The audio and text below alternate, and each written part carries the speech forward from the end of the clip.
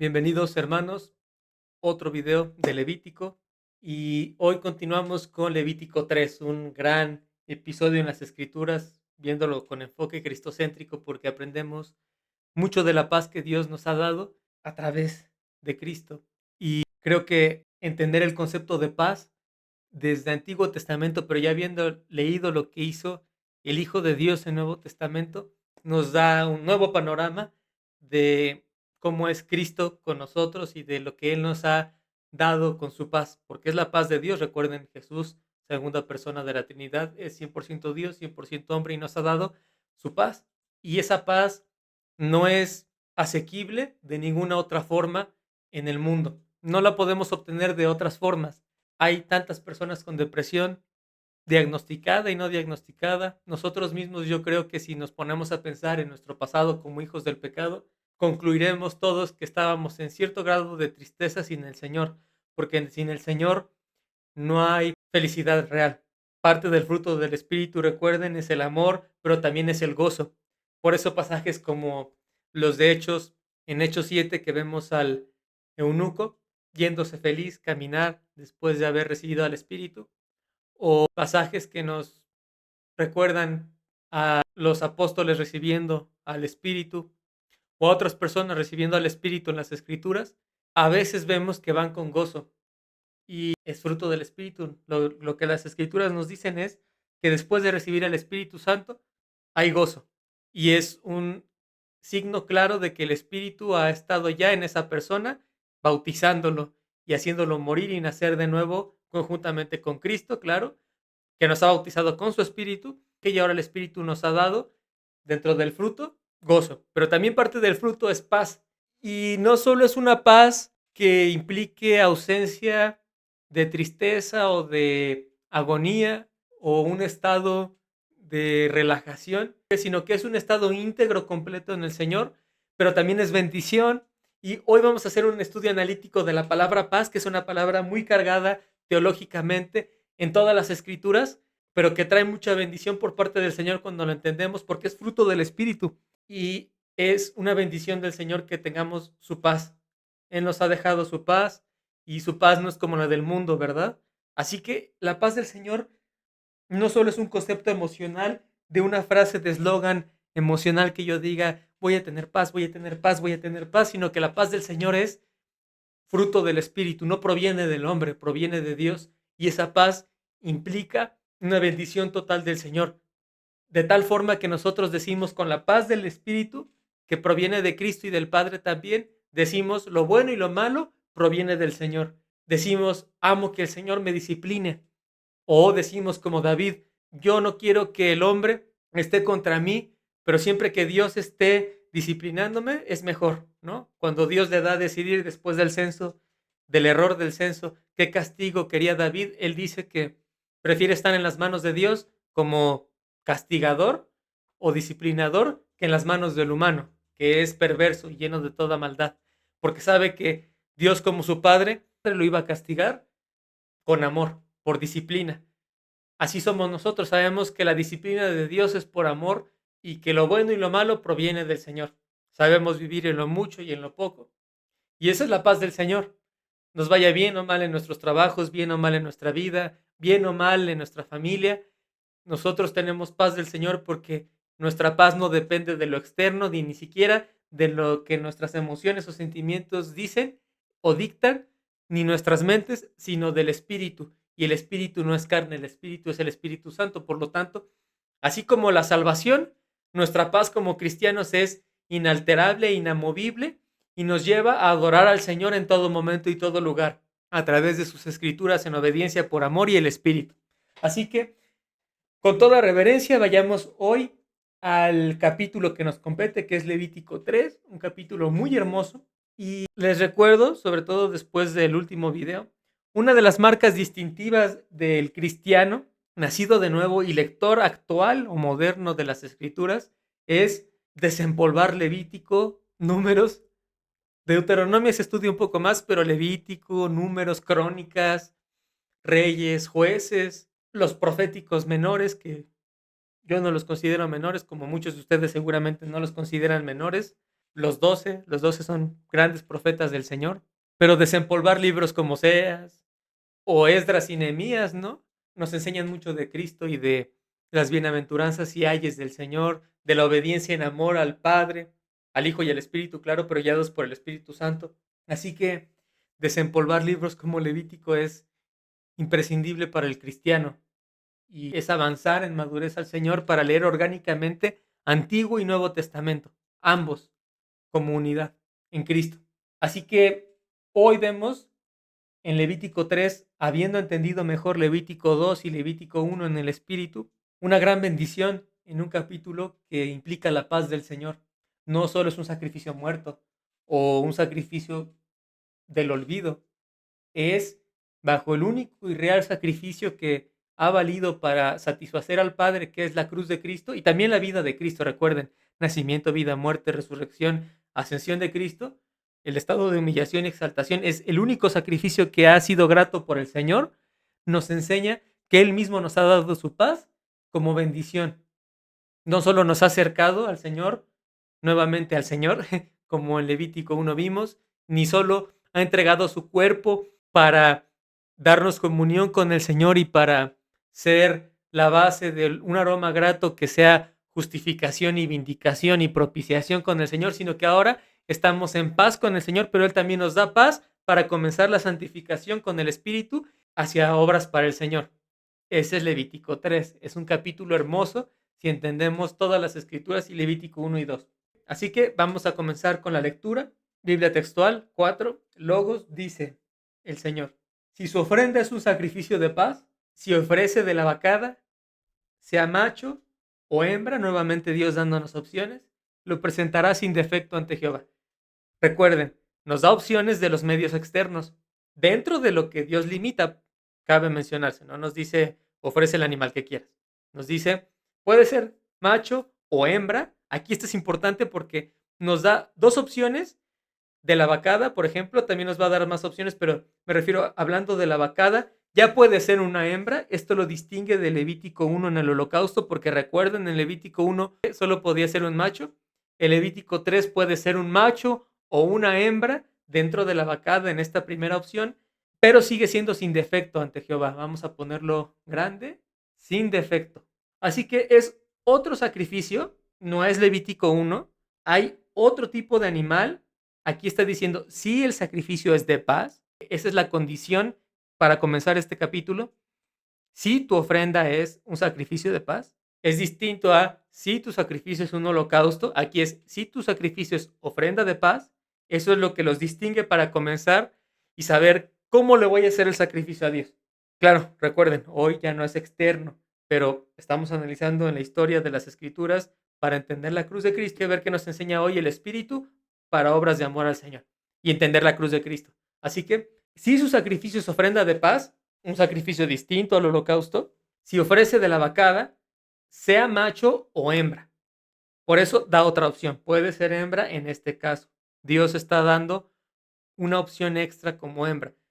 Porque este sacrificio no tiene el impacto global que tiene holocausto. Holocausto es para acercarnos de nuevo al Señor de una relación que estaba rota. Es la justificación con el Padre que hizo Cristo. Ahora, Levítico 3, a diferencia de Levítico 1, es también un sacrificio muy importante, habla de la paz del Señor, pero para que lleguemos a este punto de la paz, primero tuvo que pasar Levítico 1, un holocausto, que es la cruz de Cristo, sangre por sangre, vida por vida, nos acercó al Padre, que es justificación, vindicación, propiciación, que también entra en Levítico 2, que es la ofrenda cereal. Los dos ascienden como un aroma ígneo, el cuerpo y la sangre de Cristo, por el perdón de los pecados, pero más que todo en Levítico 1 y 2, para acercarnos de nuevo al Señor y vernos como aroma grato por Cristo y hacernos nacer de nuevo para Levítico 3, que ya nos ofrece la paz. La paz implica una bendición del Señor. En Levítico 1 y 2 estamos más hablando de restaurar una relación con Dios y de que Dios acepte nuestros trabajos, no por mérito ni de forma legalista, sino nuestros trabajos en amor, de obediencia en el espíritu de las Escrituras para el Señor, pero que ya los acepte. Y ya dijimos, los acepta no como para perdonar pecados, pero sí como por amor al Señor, gracias a la base de la cruz de Cristo, en la obediencia a la ley, espiritualmente hablando. Ahora, en Levítico 3 sigue siendo un sacrificio importante, pero ya implica una bendición más grande para nosotros, que es la paz del Señor, en el Señor y del Señor. Por lo tanto, Dios ya nos da otra opción, que es una hembra. Como el rigor del sacrificio disminuye un poco, no en el sentido de la obediencia de Dios que tiene que ser al 100%, sino en los efectos que iba a generar el sacrificio. Uno nos acerca de nuevo al Señor de una relación rota, Levítico 1. Otro nos ofrece paz del Señor, un beneficio que es Levítico 3. Las consecuencias de los sacrificios no están a la par en el grado de lo que se está obteniendo con el sacrificio. Los dos son importantes, pero la cruz de Cristo en cuanto al holocausto es mayor que la paz que Él nos está dando, que es igualmente bendición de Dios, pero la paz del Señor implica ya un beneficio para nosotros. La cruz de Cristo en cuanto al holocausto y Levítico 2 es toda la gloria para el Señor y toda la bendición para el Señor. Aquí en Levítico 3 ya hay parte de la bendición del Señor para estar nosotros en paz con Dios, pero que a la vez Dios nos dé su paz.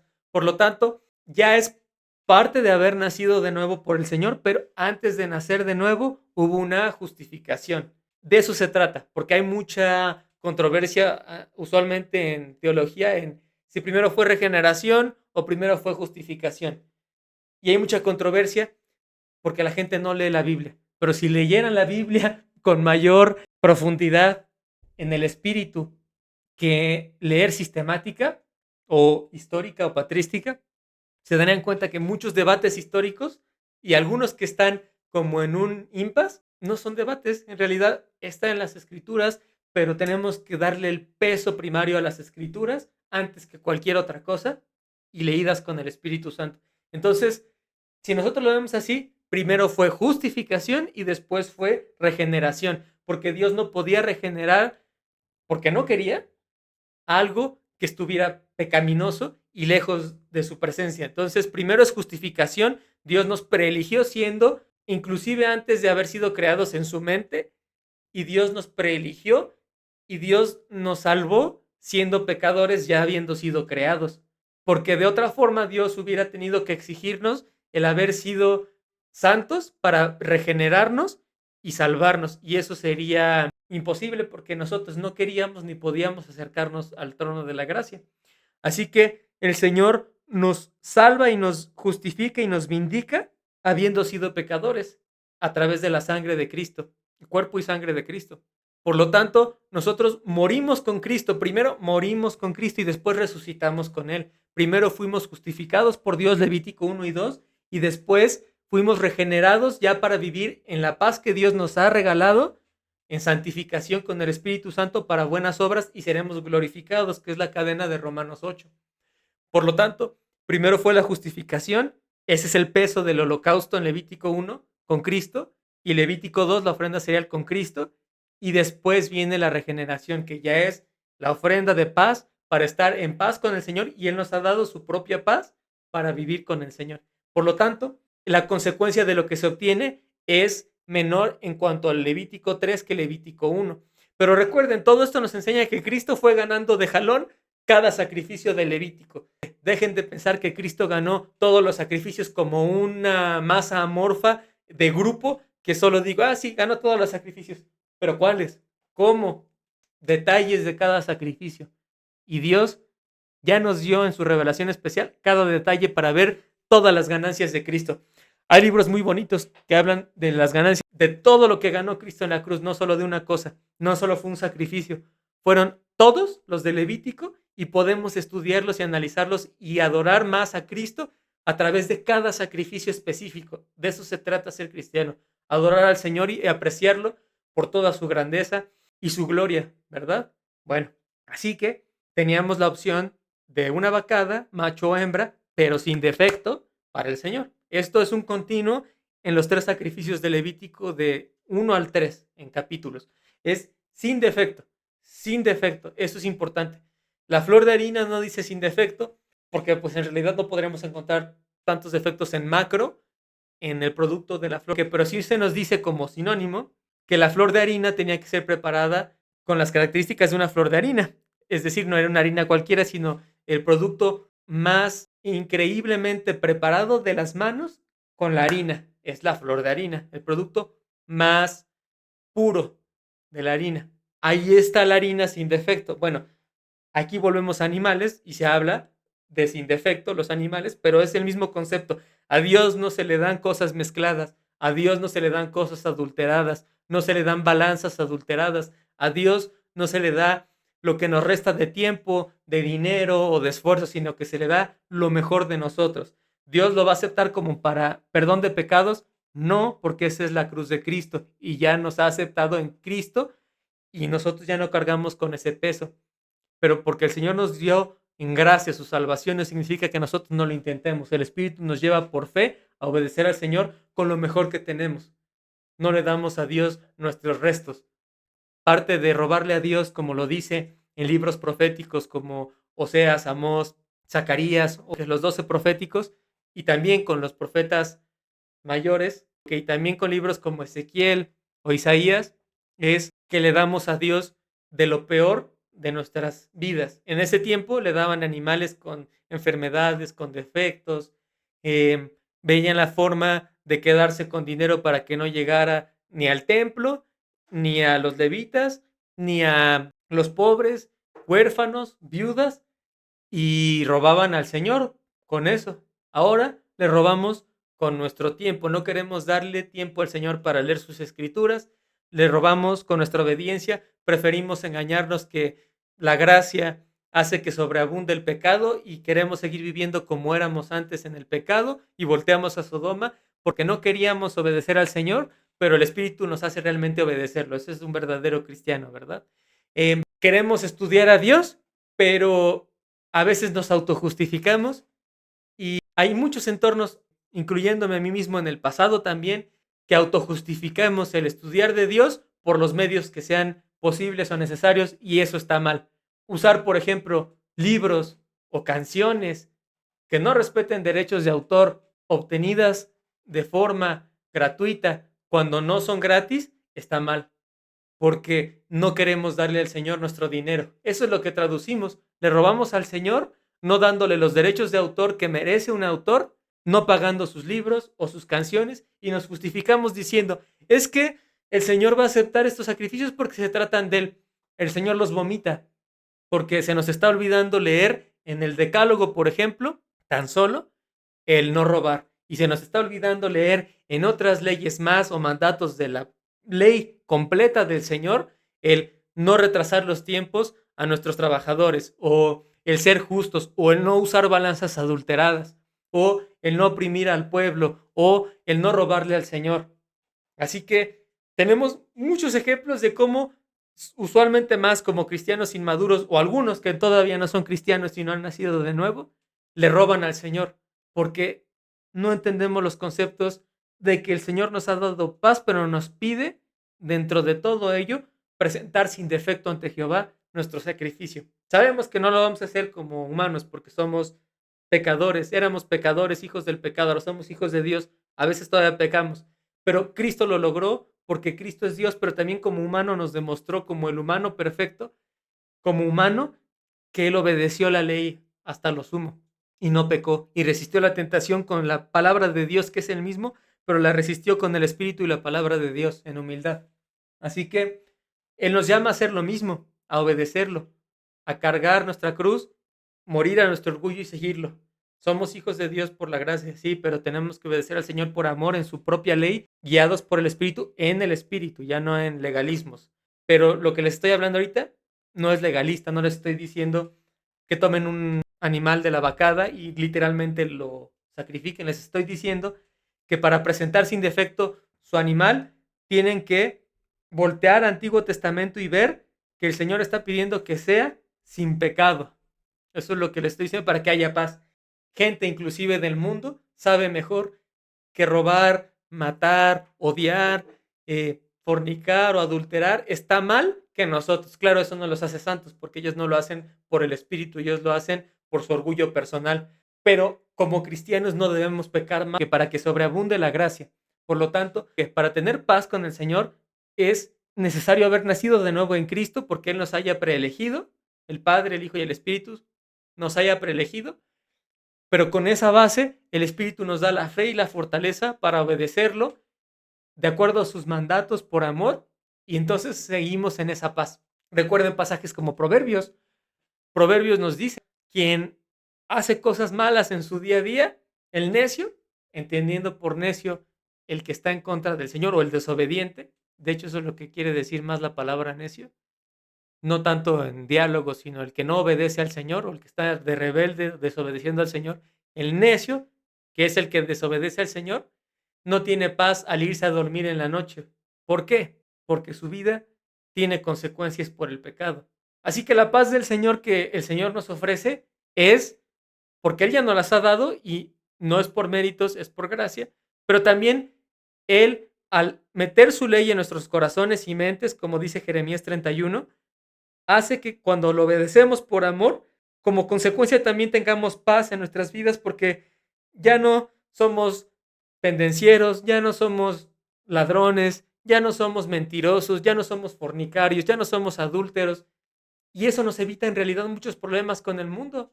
Damos la otra mejilla cuando nos golpean, amamos a nuestros enemigos. Entonces realmente Dios se asegura inclusive de darnos mucha bendición, sacándonos de muchos problemas si lo obedecemos con amor por la cruz de Cristo, porque el Espíritu nos guía para hacerlo y nos da paz literalmente. Así que todo esto surge de entender que esto se ofrece sin defecto, sin pecado.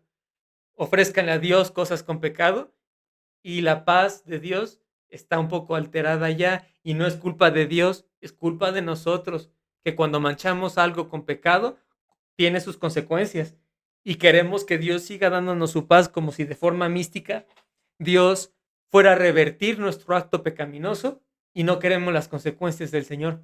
Eso no pasa. Recuerden a David. David no dejó de ser hijo de Dios cuando pasó lo de Betsabé o lo del censo, que nadie recuerda lo del censo porque casi nadie lee completo Reyes y Crónicas, ¿no? Pero el censo también fue una desobediencia de David, entonces recuerden lo que pasó, ¿no? Hubo consecuencias. Piensen en el censo que implicó la muerte de parte del pueblo por el ángel de Dios porque Dios le ofreció las tres opciones y también implicó diezmado del pueblo por culpa de David, ¿no? Así que piensen en eso. Un acto pecaminoso de orgullo por hacer un censo, por quererse poner a la par de otros reyes y contar su número de ejército como para tener estabilidad o seguridad en números que somos nosotros ahora, por ejemplo, queriendo tener seguridad con nuestras cuentas bancarias o con nuestro tiempo o con nuestra imagen personal. Esa actitud de David implicó consecuencias por el pecado y dejó de ser hijo de Dios, no, pero Dios le trajo un castigo. ¿Perdió la paz de Dios en global?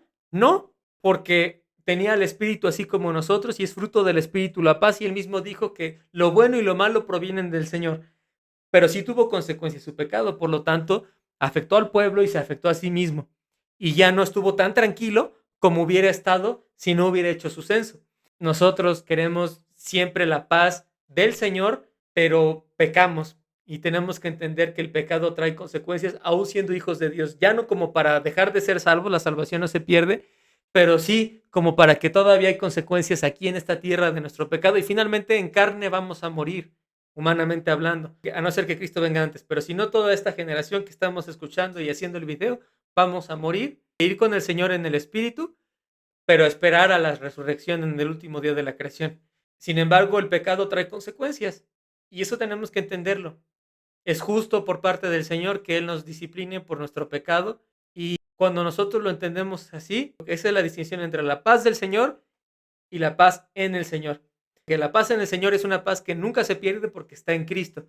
Nuestra condición en Cristo es que por gracia hemos sido salvos y Él nos da como fruto del Espíritu la paz. La paz del Señor que nos da bendición, claro, siempre, y nos da de forma integral tranquilidad y estabilidad. A veces nosotros podemos hacerla variar por nuestro pecado, aun siendo cristianos. Entonces tenemos que esforzarnos porque Dios nos saque de la tentación, porque nos permita resistir a la tentación y no nos deje pecar para ya no ofender más al Señor. Aunque ya somos salvos, seguimos lastimando al Señor. Quisiéramos ya no tener estos cuerpos para ya no pecar y así como amamos la ley obedecer al Señor, que es lo que dice Romanos 7. Pero tenemos que intentarlo en el espíritu y esforzarnos. Así que, si continuamos en este estudio, antes de seguir en los versículos, me gustaría presentarles lo que definen aquí en Logos, por ejemplo, el diccionario teológico Bacon, como paz. Paz implica una palabra que indica un estado de tranquilidad y armonía. En un organismo la produce la homeostasis. Eso se los traduzco en un ser vivo. La homeostasis es un estado de plenitud en cuanto a todas las funciones orgánicas. Eso es homeostasis. Así que en un organismo la produce el correcto funcionamiento de los órganos y sistemas. Cuando nos enfermamos, perdemos la paz en general porque tenemos una alteración física y o emocional, de acuerdo a la Organización Mundial de la Salud, en su definición de enfermedad, igual en estados mentales.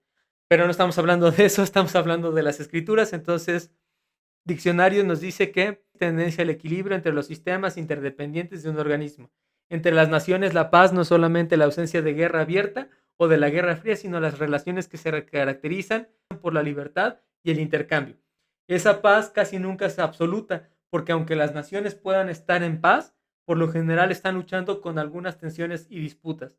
En relaciones interpersonales, la paz es, en su sentido más limitado, la ausencia de altercados y, en sentido más amplio, un raciocinio mutuo de tranquilidad y placer. Entonces, si analizamos ahora la palabra bíblica paz en los pasajes, que me gustaría que viéramos cómo se presenta la palabra en los textos. Vean, esto es de Antiguo Testamento. Aquí vemos que la palabra paz aparece para decir ofrenda de paz, mejor dicho, en su gran mayoría. También aparece para hablarnos, vean, en cuanto a paz, bien, bienestar, salud, que vaya bien, seguridad, sanidad, salvación. También lo vemos acá como ofrendas, ofrenda de paz, cumplir, pagar. Vean cómo en el sentido de cumplir o pagar se habla de restitución, recompensa, que algo se ha acabado, culminado, terminado, dar, devolver, pagar las deudas. En cuanto al saludo, por ejemplo, era el shalom o la paz en Antiguo Testamento, descansar, estar completo, aparece más en Antiguo Testamento, vean 292, pero cuando lo vemos en Nuevo Testamento, 97 veces, habla de cosas similares, de hecho de lo mismo: paz, seguridad, condición de paz, reconciliar, estar en paz, hacer la paz, dejar atrás, perdonar. Y esto es importante porque la misma paz que se ofrece en Antiguo y Nuevo Testamento es la que nos ofrece Cristo a nosotros, sus hijos. Así que es este estado de bendición completo que el Señor ofrece u otorga bajo la cruz de Cristo. Y por eso es fruto del Espíritu, porque la paz nunca provino de cumplir la ley. Regresen a estudiar Deuteronomio. La bendición del Señor provenía de obedecer al Señor, pero la bendición en esta tierra. Y es en el sentido que ya dijimos: si yo intento obedecer al Señor por amor en la ley, de acuerdo a la base espiritual de la ley, ya no como legalista, me va a ir bien en la vida, ¿okay? Y no necesariamente como lo ve el mundo bien, sino como lo veo con los ojos del Espíritu y las Escrituras. No voy a tener problemas con otras personas en general, no voy a estar esperando a que me ataquen, no voy a tener que pedir disculpas por ofensas que hice porque no las habré hecho, porque habré refrenado mi lengua, porque habré puesto la otra mejilla, porque estoy llorando por mis enemigos. No deberé dinero, no habré robado, no habré matado, odiado, adulterado. Entonces sí voy a tener bendición del Señor porque estoy obedeciéndolo por amor en esta tierra. Y tendré maldición si lo desobedezco, porque entiendo que si todo esto lo hago como me conviene, será orgulloso. Y si actúo en orgullo, traeré pecado. Y si traigo pecado, me va a ir mal en esta vida. Aunque humanamente se vea como que me puede ir mejor a veces, o bien, me va a ir mal para con Dios, porque estoy desobedeciendo a Dios, porque sigo latigando a Cristo, porque sigo ofendiendo al Señor, porque no me bastó la cruz de Cristo, lo sigo crucificando. Le digo al mundo que soy cristiano, pero actúo como hijo del pecado. Ofendo al Señor. Recuerden, el primer mandamiento, el más importante: amar al Señor con todo el corazón, alma y fuerzas. Ofendo al Señor y también ofendo al prójimo. Y trae consecuencias en este mundo, trae ayes o maldiciones. Más allá de eso, la obediencia al Señor no iba a implicar salvación jamás, y no iba a implicar un estado de paz que es distinto a la que da el mundo. Eso proviene siempre de Dios, del Espíritu. Así que la paz que proviene del Señor en el Señor es solo de Cristo. y nos las ha regalado como sus hijos en el Espíritu, como fruto del Espíritu. La paz del Señor que podemos nosotros tener al obedecerlo por amor, como bendición, es gracias a que el Espíritu nos lleva a obedecer las Escrituras por amor, pero cuando nosotros pecamos tenemos que entender que a veces podemos hacer flaquear un poco esa paz como producto de la bendición del Señor por desobedecerlo aún siendo cristianos. Entonces es distinto la paz en el Señor que la paz del Señor, pero la misma paz que Dios nos ofrece es la paz que no se altera por ser fruto del Espíritu en el Señor, en Cristo, en Antiguo y Nuevo Testamento. Mi tranquilidad en el Señor, mi bendición integral, no se mueve porque sé que soy salvo en el Señor y lo bueno y lo malo proviene del Señor, pero si yo hice lo malo y me tocan consecuencias, las tendré que aceptar como maldición por desobedecer a Dios, aunque mi paz en el Señor nunca se mueva, porque sé que muriendo voy a estar con Él para adorarle por siempre, y que Él ya murió por mí, y que Dios ve a Cristo en mí y me ve como una obediencia perfecta, ¿no? La paz nos la ha dado el Señor, pero a la vez cuando nosotros desobedecemos al Señor tenemos que ser muy valientes para aceptar la disciplina del Señor y crecer y madurar en el Señor para darle mejores obras de amor como consecuencia de que Él ya nos ha salvado en la gracia. Y eso pues cuesta tiempo, esfuerzo y disciplina del Señor, pero nos enseña que es el mismo Dios inmutable el que da su paz en Antiguo y Nuevo Testamento. Ahora, si nosotros analizamos más aún en qué libro de las Escrituras se encuentra más la palabra paz, les sorprendería encontrar que es el mismo libro que estamos estudiando hoy, en el que se encuentra más veces la palabra paz que en ningún otro libro en las Escrituras.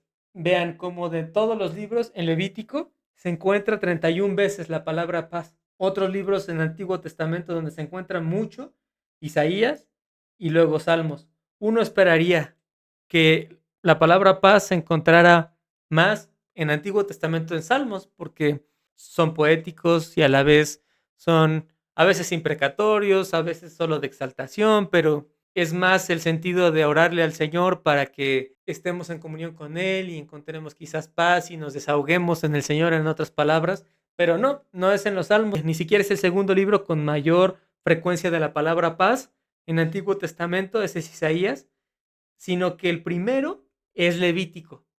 Y es una desgracia para el cristiano actual del siglo XXI inmaduro que no quiere estudiar la ley, porque en el corazón de la ley, en Pentateuco, se encuentra la palabra paz con mayor frecuencia que en todas las escrituras. Es una gran bendición la ley del Señor. Nosotros la vemos como maldición o la veíamos así porque éramos desobedientes, pero la ley del Señor es una bendición. Por eso entienden que David diga que la ley es como la miel para él, porque la ley es dulce para meditarse, es increíble, es la justicia de Dios. La ley nos lleva a conocer al Señor y sus bondades. Sí nos refleja que nosotros éramos pecadores y que nosotros no podíamos, pero también nos ayuda a amar al Señor. ¿Saben? Cuando leemos esas definiciones, por ejemplo, de Calvino u otros hermanos de la Reforma, y en la actualidad muchos las enseñan así nada más, yo creo que está parcialmente definido, porque la ley no solo es un espejo que nos traduzca que nosotros estábamos perdidos, sí, claro, lo hace Romanos, lo dice, pero también Romanos dice que la ley nos lleva a poner los ojos en Cristo. Así que la ley no solo traduce lo malo que yo era, me traduce lo bueno que es Dios. Y eso es completar el sentido proverbial de tener enseñanzas dicotómicas, es completar la enseñanza de Dios. Si nosotros somos muy antropocentristas o humanistas todavía, sí diríamos, la ley me enseñaba que yo necesitaba un Salvador. Totalmente de acuerdo porque lo dice la Escritura. Pero también, si siguen leyendo las Escrituras, nos dicen que la ley nos ayuda a poner los ojos en Cristo. Y poner los ojos en Cristo es morir a mi orgullo y adorar al Salvador y al Creador. La ley no solo nos enseña que estábamos mal, nos enseña que el Señor es digno de toda honra, gloria, acción de gracias, bendición, justicia, digno de ser llamado santo, porque Él es. La ley me enseña a adorar al Señor también. En la medida en la que yo menguo, Cristo es más. En la medida en que yo entiendo en la ley que yo estaba más y más y más sumido conforme yo voy meditando cada ordenanza del Señor, entiendo que el Señor es más y más y más y más perfecto en proporción con mi imperfección. Así que Levítico nos enseña que la paz que proviene del Señor y que tanto busca el mundo, pero que no puede encontrar porque solo se encuentra en Cristo, está en el corazón de la ley. Quizás por eso haya tanto cristiano inmaduro en la actualidad y por eso haya tantos debates por tonterías tan vanas en lugar de estar meditando en las bondades del Señor. Porque nadie quiere leer Levítico y es el libro donde se encuentra con mayor frecuencia la palabra paz. Así que ustedes maduren hacia el Señor si ya lo hacen, gracias a Dios. Y si todavía no iban caminando como todos nosotros, pidan al Espíritu que les enseñe a Cristo en las Escrituras, incluyendo a Levítico, y encontrarán la paz del Señor que ya nos ha regalado también en el Señor. Nuevo Testamento nos enseña que el libro donde se encuentra más la palabra paz no es una carta paulina, es Lucas. El libro en el que se encuentra más veces la palabra paz en Nuevo Testamento es Lucas. Y claro, Romanos está como segundo lugar, por supuesto. Amamos a nuestro hermano Pablo, es nuestro apóstol también, pero tendemos a creer que solo las cartas paulinas son el Nuevo Testamento aparte de los evangelios, cuando somos inmaduros en la fe, ¿no? Y vean, en Lucas está más veces la palabra paz del Señor. Después Romanos y después se encuentra entre Hechos y Efesios.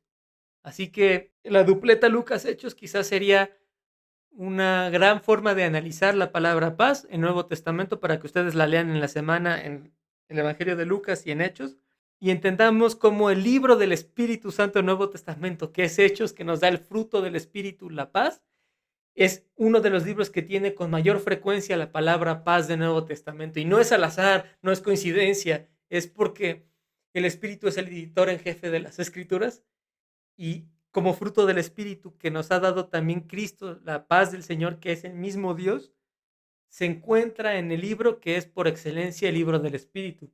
Tenemos que analizarlo todo, ¿no? Entonces, pero sí chequen la gráfica, Levítico le gana por mucho a los demás libros en frecuencia de la palabra paz. Y si seguimos analizando, vean cómo el sentido de la palabra paz o shalom se encuentra en todos estos pasajes del Antiguo Testamento que ya analizamos en cuanto a frecuencias antes, pero vean el parentesco de las palabras en cuanto a paz con otras palabras, orden, sí, armonía, sanidad, pero lo que más me interesa aquí en cuanto a los lemas o las palabras en parentesco es bendición, como por ejemplo en Segunda de Reyes 18 o en Isaías 36.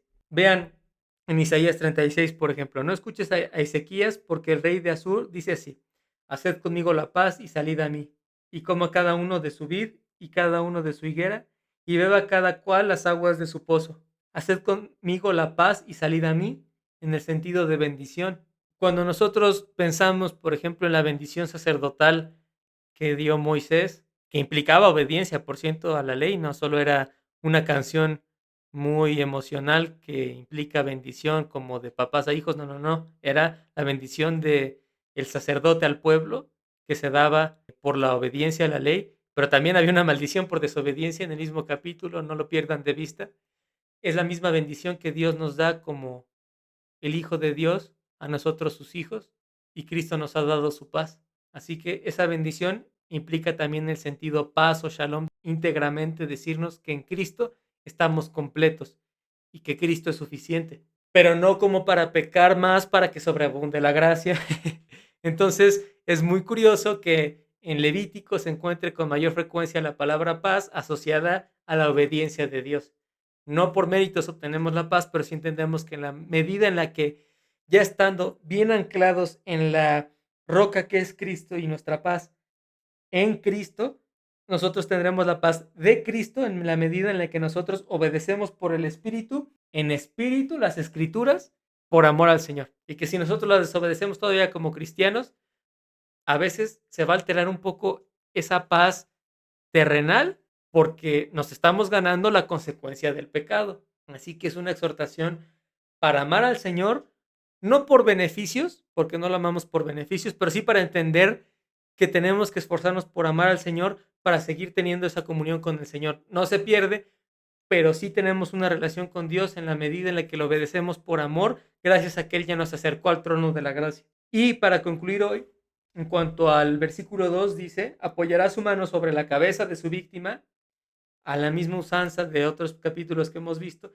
pero más aquí sobre la cabeza de la víctima para el intercambio entre la víctima es yo y yo en lugar de la víctima, un lugar por otro, que no en cualquier lugar, no en las patas, no en el lomo, no en el cuello, en la cabeza, porque era la representación federal de uno por el otro, y la degollará a la entrada de la tienda de reunión, que también nos recuerda cómo Cristo llevó sobre su cabeza una corona que representaba el pecado a la cruz, sobre la cabeza.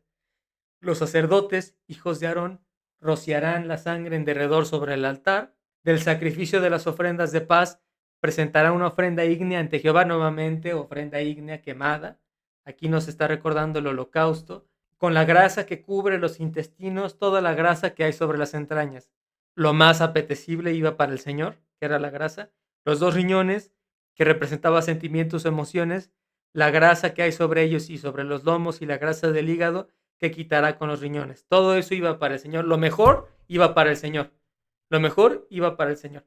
Los hijos de Aarón dejarán consumir esto en el altar, encima del holocausto. Recuerden, siempre la base era el holocausto. Quiere decir que para ofrecer una ofrenda de paz, primero tenías que hacer un holocausto.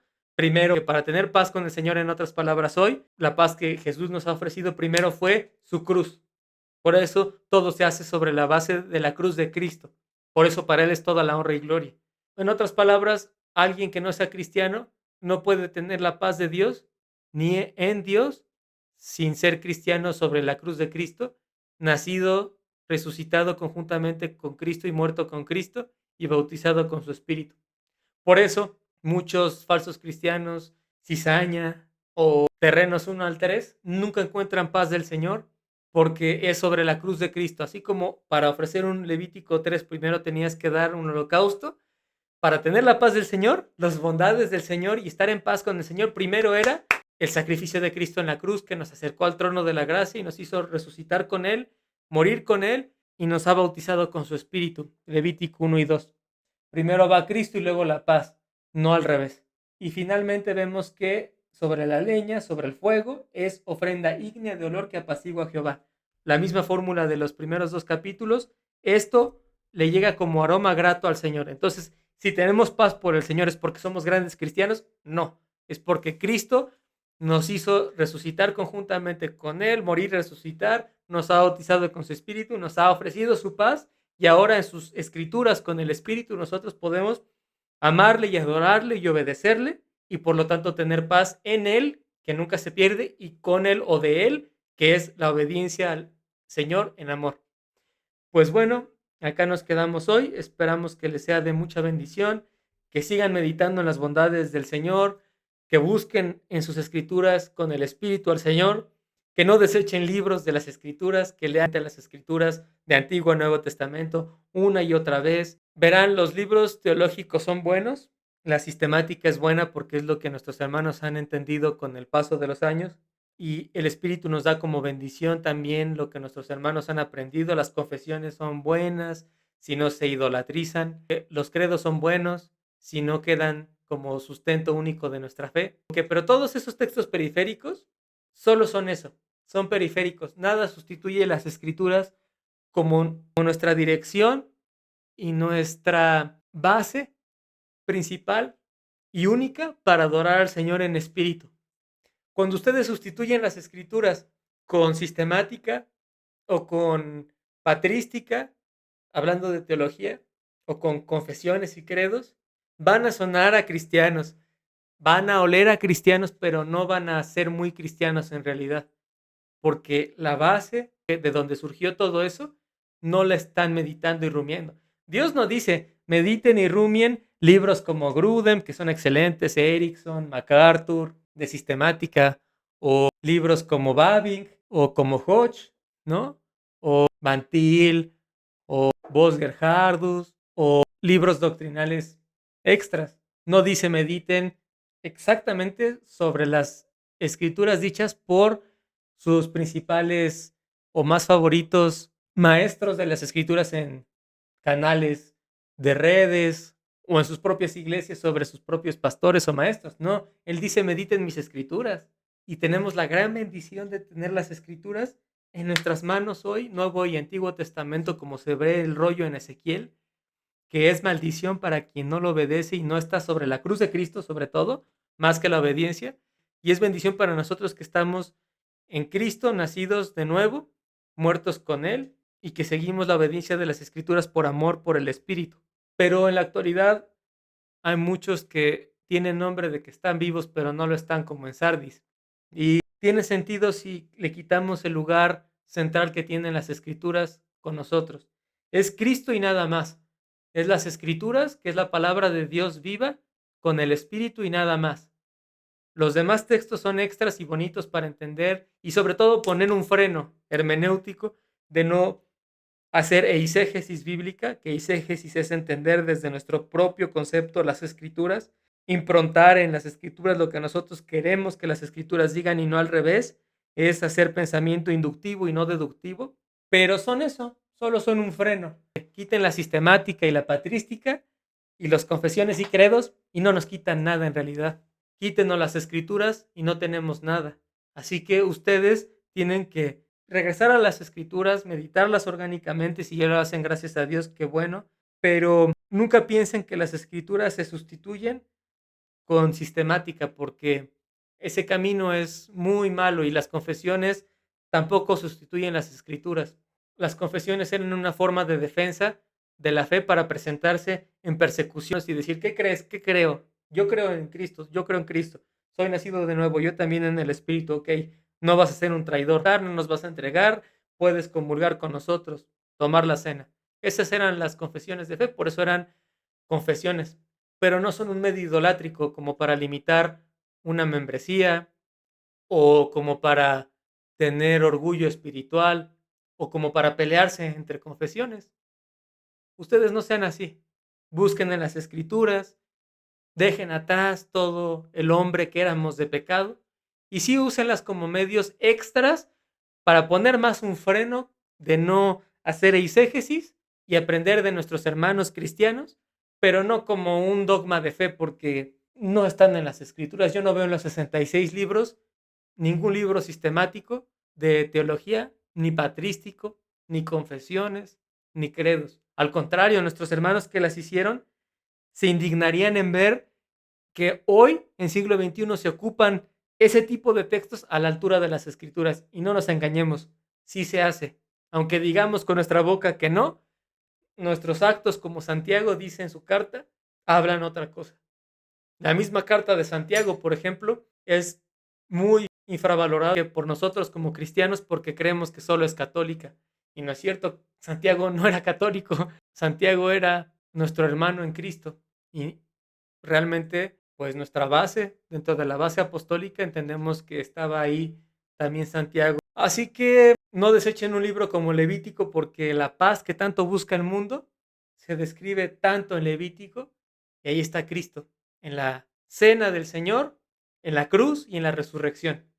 Ánimo en el Señor, que la paz del Señor sea con ustedes y nos vemos en el siguiente video.